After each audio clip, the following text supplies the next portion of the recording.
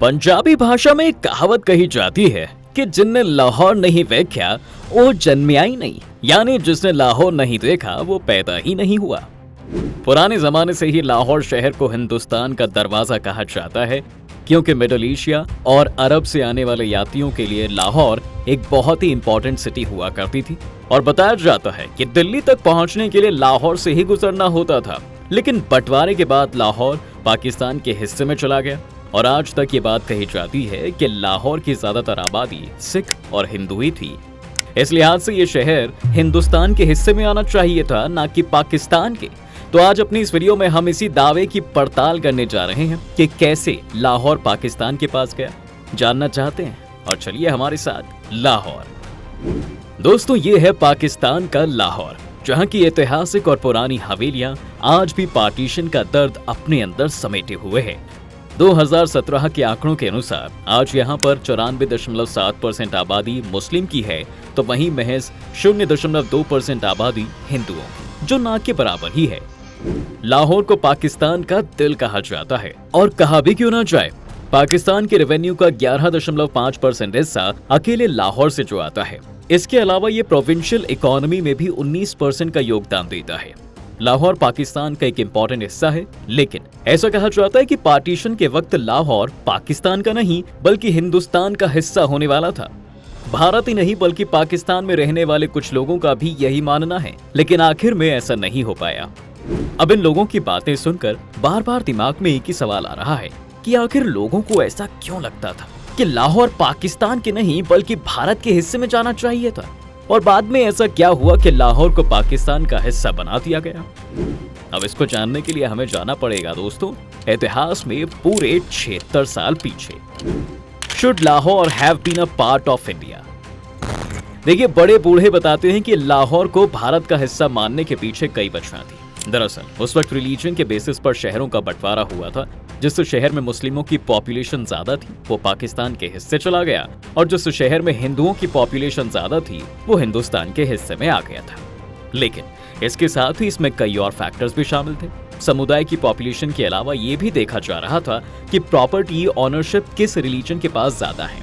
बता दें कि 1941 के पॉपुलेशन सेंसस के अनुसार लाहौर में 40% नॉन मुस्लिम लोग रहते थे, वहीं 80% प्रॉपर्टी ओनरशिप भी नॉन मुस्लिम्स के पास थी।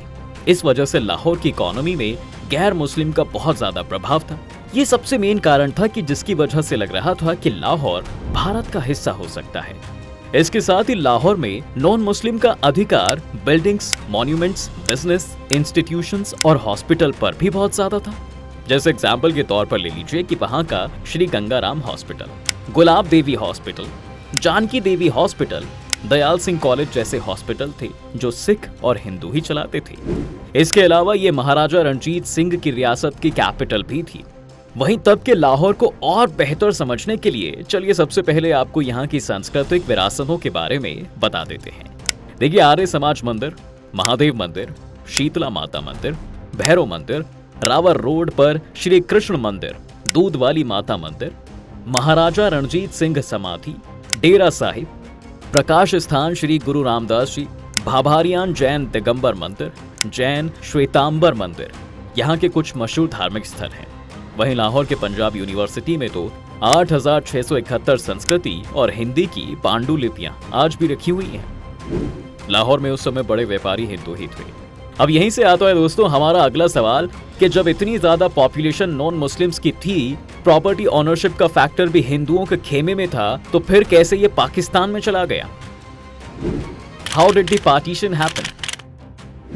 दरअसल जब भारत और पाकिस्तान का पार्टीशन होना था तब ब्रिटेन से एक शख्स को बुलाया गया था जिसका नाम था सिरिल रेडक्लिफ। उन्हें आदेश दिए गए थे कि भारत और पाकिस्तान को 2 हिस्सों में बांटना है। लेकिन यहाँ पर सबसे बड़ी बात ये थी कि रेडक्लिफ न कभी पहले भारत आए थे और न उन्हें यहाँ के कल्चर की समझ थी। बस अंधे मुंह उन्हें भारत को बांटने का जिम्मा सौंप दिया गया था। उनकी लीडरशिप में एक रेडक्लिफ कमीशन बनाया गया और इसी कमीशन ने बंटवारे के लिए बॉर्डर लाइन बना दी। उन्होंने जो बॉर्डर बनाया बाद में उसे ही तो रेडक्लिफ लाइन का नाम दिया गया था। उन्होंने ही डिसाइड किया था कि भारत और पाकिस्तान में कौन सा शहर कहां पर रहेगा। वहीं लाहौर का फैसला भी रेडक्लिफ ले चुके थे कि उसे किस खेमे में डालना है। और इसी ऐतिहासिक फैसले के बाद आती है 12 अगस्त 1947 की वो तारीख जहां से शुरू हुई एक बहुत बड़ी पॉलिटिकल और रिलीजियस उठापटक। लाहौर में बंटवारे की बात को सुनकर दंगे फैल चुके थे। उधर बताया जाता है कि लाहौर ने आज से पहले कभी ऐसी सुबह नहीं देखी है। सड़कों पर हर तरफ लाशें पड़ी हुई थी। अंग्रेजों का कहना था कि किसी ने लाहौर के भारत में शामिल होने की अफवाह बाहर उड़ा दी थी और इसी के विरोध में हिंदुओं और सिखों का कत्लेआम शुरू हो गया था। महज 24 घंटे के अंदर ही लाहौर में हालात इतने बिगड़ गए थे कि गवर्नर जेंकिंस ने लॉर्ड माउंटबेटन को टेलीग्राम भेजकर फौज को बुलाने का डिमांड कर दी। उन्होंने लिखा था कि लाहौर और अमृतसर की पुलिस पर भरोसा नहीं किया जा सकता, क्योंकि कत्लेआम करते हुए कई पुलिस वालों को भी देखा गया है। इसके साथ ही एक बड़े मुस्लिम नेता लियाकत अली ने एक नारा भी दिया था कि हंस के लिया पाकिस्तान, लड़ के लेंगे हिंदुस्तान। लाहौर की हर गली, हर मोहल्ले में यही नारा गूंज रहा था। लोग बताते हैं दोस्तों कि लाहौर के इस कत्लेआम की असल वजह सिरिल रेडक्लिफ ही थे। उनके ऑफिस से ही यह इंफॉर्मेशन लीक हुई थी। लाहौर पहले भारत के हिस्से में ही आना था, लेकिन 12 अगस्त को इतने लोगों का खून बहा कि लाहौर को भारत में मिलाने का फैसला गुपचुप तरीके से बदलना पड़ा। कहते हैं कि रेडक्लिफ का एक एसोसिएट पाकिस्तान को कोई भी बड़ा शहर ना दिए जाने से नाखुश था। लाहौर भी जब हाथ से निकलने लगा तो उसने यह इंफॉर्मेशन लियाकत अली को भेज दी थी।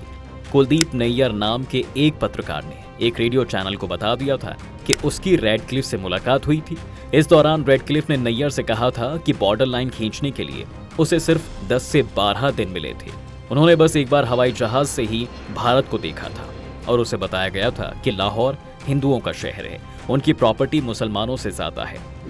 लाहौर तब बहुत बड़े शहरों में गिना जाता था दोस्तों, इस लिहाज से उसे हिंदुस्तान का हिस्सा होना था। लेकिन पाकिस्तान को अब तक कोई बड़ा शहर मिला था नहीं। तो रेडक्लिफ का कहना है कि बंटवारे के बाद मुझसे नाराज रहने वाले पाकिस्तान को खुश होना चाहिए कि मैंने भारत से लेकर उन्हें लाहौर दिया है। इसके साथ ही उस समय सिरिल रेडक्लिफ ने जो बॉर्डर डिसाइड किया, उसके हिसाब से पंजाब के 2 शहर फिरोजपुर और गुरदासपुर भी पाकिस्तान के हिस्से में चले गए थे। और कुछ दिन बाद लॉर्ड माउंटबेटन ने रेडक्लिफ से दोनों शहरों को वापस भारत में शामिल करने का आदेश दिया था। तो माउंटबेटन के इस आदेश से उन दोनों शहरों में भी बहुत मारकाट हुई थी। इसके दूसरे तरफ भारत और पाकिस्तान दोनों के ही लीडर्स फौज के बंटवारे का भी दबाव बना रहे थे। फील्ड मार्शल सर क्लाउड अचिलेक भी रेडक्लिफ के पास आ चुके थे। ज्योग्राफिक पॉपुलेशन के हिसाब के साथ फौज के बंटवारे का प्लान बना। इसके अलावा एयरफोर्स के भी 10 स्क्वाड्रन थे। इनमें से 8 भारत और 2 पाकिस्तान को दिए गए। इसी तरह नेवी के 2 यूनिट भारत को और 1 पाकिस्तान के हिस्से में चली गई। तय ये हुआ था कि अप्रैल 1948 तक दोनों देशों की सेनाओं के सुप्रीम कमांडर फील्ड मार्शल अचिलेक ही रहेंगे। दोनों देशों की सेनाएं बेलगाम ना हो, इसके लिए जॉइंट डिफेंस काउंसिल बनाया गया था, जिसके चेयरमैन लॉर्ड माउंटबेटन खुद बने। बताया जाता है दोस्तों कि 3 अगस्त को गांधी की कश्मीर के महाराजा हरि सिंह से मुलाकात हुई। नेहरू के कहने पर गांधी ने हरि सिंह से सिर्फ इतना कहा था कि रामचंद्र काक को निकाल दीजिए। दरअसल रामचंद्र काक हरि सिंह के प्रधानमंत्री थे। 12 अगस्त को महाराजा ने काक को बर्खास्त कर दिया था। कुछ लोगों का तो यहाँ तक कहना है कि उस दिन गांधी ने अगर हरि सिंह से भारत में मर्ज होने की गुजारिश की होती तो कश्मीर की जो आज समस्या है वह होती नहीं। लेकिन गांधी सिर्फ काक और नेशनल कॉन्फ्रेंस के नेता शेख अब्दुल्ला तक ही बात करके वापस आ गए। इसकी एक बड़ी वजह जून में माउंटबेटन का कश्मीर दौरा था। जून के तीसरे सप्ताह में माउंटबेटन कश्मीर में महाराजा हरि सिंह से मिलने पहुंचे। माउंटबेटन ने कहा कि यहाँ की ज्यादा आबादी मुस्लिम है, ऐसे में पाकिस्तान में जाना ही सही होगा। महाराजा ने माउंटबेटन की बात खारिज करके उनकी सलाह ठुकरा दी। महाराजा का झुकाव जिन्ना से ज्यादा नेहरू की तरफ था, तभी उन्होंने अपने सबसे विश्वास वाले आदमी काक को भी हटाने में देर नहीं की। इसके साथ ही देखा जा रहा था दोस्तों कि आजादी की तैयारियां सिर्फ अपने देश में ही नहीं चल रही, बल्कि लंदन में भी वैसा ही मंजर देखने को मिल रहा था। यहाँ भारतीयों का सबसे बड़ा अड्डा इंडिया हाउस हुआ करता था। लंदन में तब कृष्ण मेनन हाई कमिश्नर होते थे। तय हुआ था कि कृष्ण मेनन की लीडरशिप में आजादी से जुड़ा एक कार्यक्रम आयोजित होगा। ब्रिटिश पीएम एटली और उनके कैबिनेट को भी इसमें शामिल होने का न्योता भेजा गया। इसके अलावा कृष्ण मेनन 1957 में देश के रक्षा मंत्री भी बने। अब इन सब चीजों के बीच अगर मोटे तौर पर देखा जाए तो रेडक्लिफ की इन गलतियों का खामियाजा सीधे तौर पर लाहौर की जनता ने तो भुगता।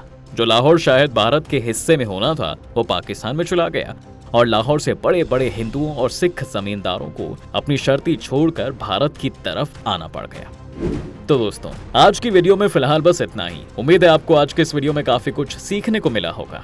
अगर ये वीडियो आपको पसंद आया है तो वीडियो को लाइक करें और अगर आप इस चैनल पर नए हैं तो जाने से पहले चैनल को सब्सक्राइब करना ना भूलें।